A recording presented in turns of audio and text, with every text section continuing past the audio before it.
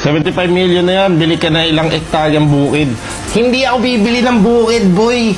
Ba't ako bibili ng bukid? Ang gagawin ko sa bukid? Gagawin, papatayo ako ng school, private school. Papatayo ako private school, men. Tapos yung teacher niyo, mga nagtatrabaho sa Viva Max. Damn. Imposibleng hindi ka papasok. Pati tatay mo papasok. Sasabihin mo doon, pa, teacher ko nasa Viva Max. Taga anak, pasok tayo kahit linggo. Isipin mo magkaklase kayo ng tatay mo. Tapos yung may backpack yung tatay mo na SpongeBob. Isipin mo yung tatay mo, di ba? Tatay mo pinagalitan ng teacher. Oh! Pinagalitan. Tawagin mo yung tatay mo.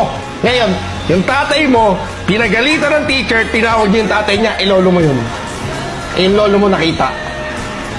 Aba, Viva Max sa mga teacher. Pati lolo mo kasama mo na pumasok na school.